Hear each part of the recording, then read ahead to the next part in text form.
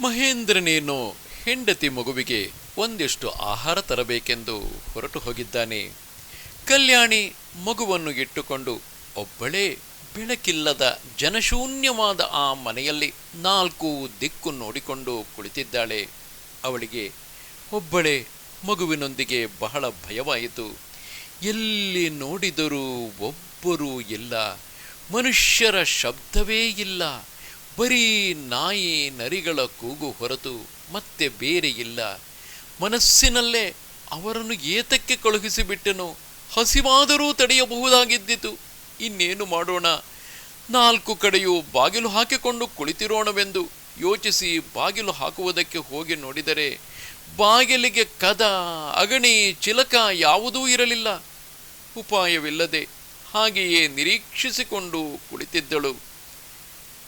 ಇದ್ದಕ್ಕಿದ್ದ ಹಾಗೆ ಮುಂಬಾಗಿಲಿನಲ್ಲಿ ಏನೋ ಒಂದು ನೆಳಲಿನ ಹಾಗೆ ಕಣ್ಣಿಗೆ ಬಿದ್ದಿತು. ಮನುಷ್ಯಾಕೃತಿಯ ಹಾಗೆ ತೋರಿತು, ಆದರೆ ಮನುಷ್ಯನೆಂದು ಬೋಧೆಯಾಗಲಿಲ್ಲ. ಅತಿ ಶುಷ್ಕವಾಗಿ, ಶೀರ್ಣವಾಗಿ, ಜೀರ್ಣವಾಗಿ, ಅತ್ಯಂತ ಕಪ್ಪಾದ ವರ್ಣವುಳ್ಳ, ನಿರ್ವಾಣವಾಗಿ ವಿಕಟಾಕಾರವುಳ್ಳ ಮನುಷ್ಯನಂತೆ ಏನೋ ಒಂದು ಬಂದು ನಿಂತುಕೊಂಡಿತು. ಸ್ವಲ್ಪ ಹೊತ್ತಿನ ಮೇಲೆ ಆ ಛಾಯಾಸ್ವರೂಪವು ಕೈಯನ್ನು ಮೇಲಕ್ಕೆತ್ತಿ ಅಸ್ಥಿ ಚರ್ಮಾವಶಿಷ್ಟವಾದ ಅತಿ ದೀರ್ಘವಾದ ಶುಷ್ಕ ಹಸ್ತದ ಉದ್ದವಾದ ಒಣಗಿ ಹೋದ ಬೆರಳಿನಿಂದ ಯಾರನ್ನೋ ಸನ್ನೆ ಮಾಡಿ ಕರೆಯಿತು. ಅದನ್ನು ನೋಡಿ ಕಲ್ಯಾಣಿಗೆ ಪ್ರಾಣವೇ ಹೋದ ಹಾಗಾಯಿತು. ಆಗ ಅಂತಹ ಸ್ವರೂಪದ ಇನ್ನೊಂದು ಛಾಯೆ, ಶುಷ್ಕವಾದ ಕೃಷ್ಣವರ್ಣವುಳ್ಳ ನಿರ್ವಾಣವಾದದ್ದು ಬಂದು ಮೊದಲು ಬಂದ ಛಾಯೆಯ ಪಾರ್ಶ್ವದಲ್ಲಿ ನಿಂತಿತು. ಅದರ ಮೇಲೆ ಮತ್ತೊಂದು ಬಂದಿತು, ಇದಾದ ಮೇಲೆ ಇನ್ನೊಂದು ಬಂದಿತು. ಅವು ಮೆಲ್ಲನೆ ನಿಶ್ಶಬ್ದವಾಗಿ ಮನೆಯೊಳಗೆ ಪ್ರವೇಶ ಮಾಡಿದವು. ಆ ಬೆಳಕಿಲ್ಲದ ಮನೆ ಆ ಬೆಳಕಿಲ್ಲದ ಮನೆಯ ನಿಶೀಥದಲ್ಲಿ ಸ್ಮಶಾನದ ಹಾಗೆ ಭಯಂಕರವಾಗುತ್ತಾ ಮಗಳನ್ನು ಸುತ್ತಿಕೊಂಡು ನಿಂತವು.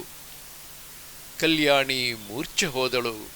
ಆ ಕೃಷ್ಣವರ್ಣವುಳ್ಳ ಶೀರ್ಣವಾದ ಜನಗಳು ಕಲ್ಯಾಣಿಯನ್ನು, ಅವಳ ಮಗಳನ್ನು ಎತ್ತಿಕೊಂಡು ಬಾಗಿಲಿಗೆ ತಂದು ಅಲ್ಲಿಂದ ಹೊರಟು ಹೊಲಗಳ ಮೇಲೆ ಬಿದ್ದು ಒಂದು ಅರಣ್ಯವನ್ನು ಪ್ರವೇಶ ಮಾಡಿದರು.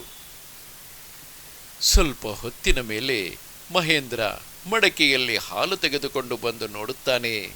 ಕಲ್ಯಾಣಿಯೂ ಇಲ್ಲ, ಮಗಳೂ ಇಲ್ಲ. ಅಲ್ಲಲ್ಲಿ ಹುಡುಕುತ್ತಾನೆ. ಮಗಳ ಹೆಸರನ್ನು ಹಿಡಿದು ಕೂಗುತ್ತಾನೆ, ಕಡೆಗೆ ಹೆಂಡತಿಯ ಹೆಸರನ್ನು ಹಿಡಿದು ಕೂಗುತ್ತಾನೆ. ಯಾವ ಪ್ರತ್ಯುತ್ತರವೂ ಬರಲಿಲ್ಲ. ಅರಣ್ಯ ರೋಧನ ಯಾವುದೂ ಗೊತ್ತಾಗಲಿಲ್ಲ.